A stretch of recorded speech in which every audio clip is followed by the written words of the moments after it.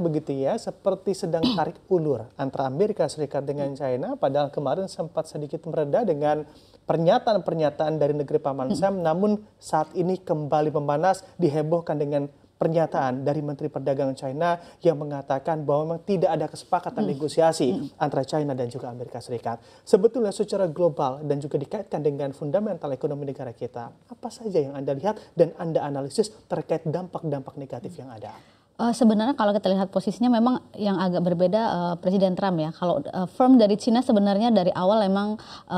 mengatakan bahwa Cina tidak takut. Cina juga kalau Amerika yang memulai, Amerika juga yang harus istilahnya memperbaiki ini semua karena Cina mengatakan perang dagang ini tidak menguntungkan siapapun dan sebenarnya ya saya juga sepakat ya karena ini akan membuat rugi banyak pihak pun sebenarnya masyarakat Amerika juga akan dirugikan dengan tingginya tarif mungkin ya produk-produk impor yang akan masuk ya kalau kita lihat posisi kita ini sebenarnya seperti apa sih karena kita lihat sebenarnya kalau melihat pangsa ekspor kita Amerika tuh cukup besar ya Amerika nomor 2 ya mungkin setelah China dan ekspor kita juga selalu naik dan untuk barang-barang yang kita ekspor memang tidak sebenarnya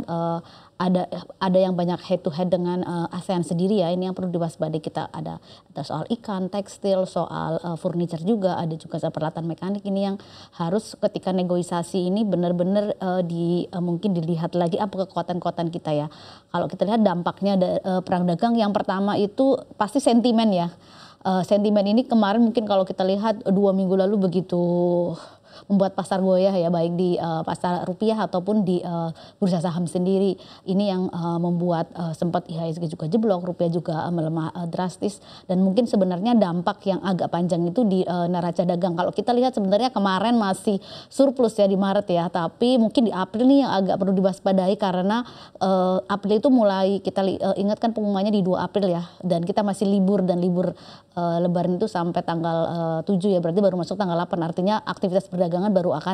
dimulai tanggal segitu dan kita lihat pasti dengan begitu banyaknya simpang siur ya kita ingat tentu saja 2 minggu lalu China dan AS saling balas-balasan tarif ini yang membuat sebenarnya eksportir importir kan juga pasti akan ragu ya di seluruh dunia ini sebenarnya seperti apa sih karena akan berpengaruh juga kan kepada rantai pasok global kita banyak sekali mengekspor ke China dan China juga banyak mengekspor ke Amerika ini yang harus rantai globalnya seperti apa sih gitu dan ada juga persoalan investasi ya kita lihat baik China Amerika sama-sama investor besar di kita itu. Oke, bahkan tim negosiasi pun sudah diluncurkan begitu ya ataupun sudah diberikan arahan dan juga perintah untuk bernegosiasi agar mencapai kesepakatan dengan Amerika Serikat. Apa evaluasi yang bisa Anda lihat dari kesepakatan yang terjadi antara Amerika Serikat dan juga Indonesia secara temporer ini? Nanti sebenarnya kita semoga ada perkembangan baik ya nanti ada preskon khusus dari Pak Erlangga mungkin sekitar jam 9 kita lihat seperti apa sih hasil negosiasinya karena kalau China Amerika sendiri yang menyebut bahwa sudah ada membaik nih dengan China tapi China sebetulnya juga mengatakan belum ada kabar apapun dari mereka jadi simpang siur ini yang masih ada dan kemarin juga Amerika bilang mungkin dengan beberapa negara sudah mungkin agak tercapai seperti dengan Korea Selatan dan belum ada dari kabar Indonesia yang ini yang perlu kita dengar nanti dari Pak Erlangga sendiri ya karena mungkin kalau buat Amerika kita itu bukan importer yang supplier importer paling besar buat mereka ya tapi bahwa defisit kita kepada mereka tuh lumayan signifikan itu yang pasti akan dipandang oleh Amerika Serikat karena ini bisa membahayakan ekonomi mereka sendiri dan dalam kritikannya terhadap pemerintah Indonesia juga ada selain soal ekspor impor juga ada banyak sekali ya keluhan mereka soal mungkin penggunaan dari KRIS penggunaan kemudian sertifikasi halal ada juga soal ribetnya izin ekspor impor dan investasi ini yang akan dinegosiasikan seperti apa terutama mungkin kita akan tunggu juga soal TKDN ya. Oke baik, banyak juga yang mengatakan Mbak Esa bahwa memang untuk ekspor ke Amerika Serikat memang berdampak negatif tentunya saat ini tapi tidak lebih negatif ketimbang apabila Amerika Serikat dan juga China ini memanas dalam waktu yang cukup panjang. Faktor dan juga dampak negatif apa lagi yang tentunya bisa kita antisipasi sebagai pelaku pasar dan juga melihat sebagai fundamental ekonomi bangsa kita? Yang mungkin perlu diwaspadai dan sebenarnya gejalanya itu sudah lumayan besar kemarin tuh kita khawatirkan ada nih limpahan impor ya, Ya. limpahan impor produk dari mungkin China, dari negara-negara yang lebih murah ke Indonesia karena mereka akan masuk kalau masuk Amerika sangat besar mungkin tarifnya, jadi mungkin China bisa saja melempar barangnya ke negara-negara lain termasuk kita ya. Ini yang perlu diwaspadai, jangan sampai kemudian ada limpahan banjir impor produk-produk dari negara lain. Tapi sebenarnya ada, kalau Cina dan Amerika mana juga sebenarnya kita ada peluang sebenarnya ya,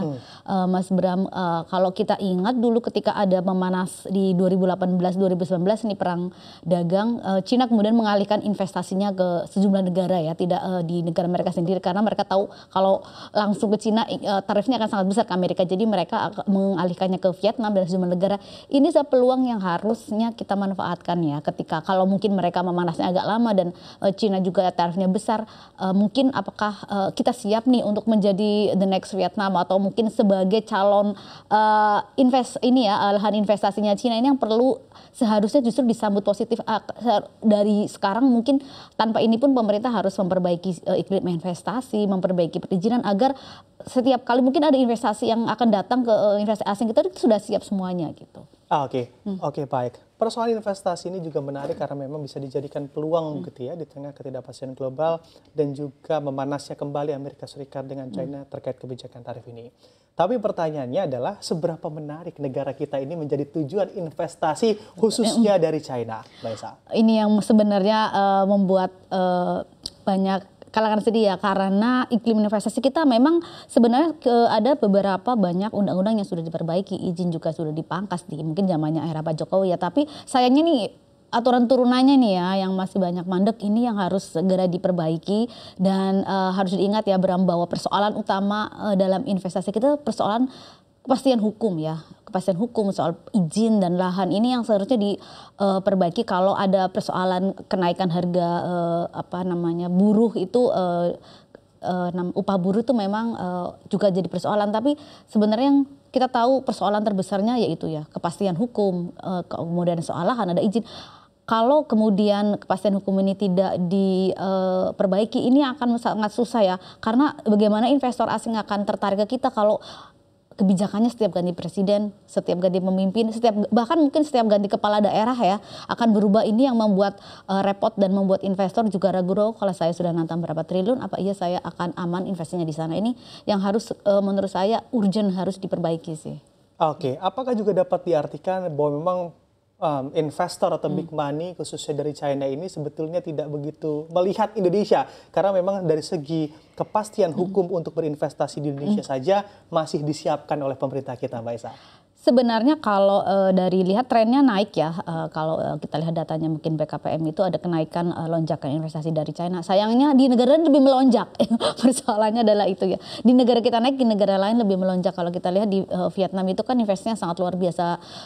besar ya, pesat pertumbuhannya. Ini yang sebenarnya perlu kita jangan malu untuk belajar karena ada banyak hal positif yang bisa diambil dari sana juga. Dan kalau kita lihat mungkin dari Malaysia, dari manapun, karena kita tidak tahu mungkin kan sebenarnya ada peluang apa di depan, karena lebih baik memperbaiki apa yang ada daripada kita terlambat untuk bersaing dengan negara lain gitu.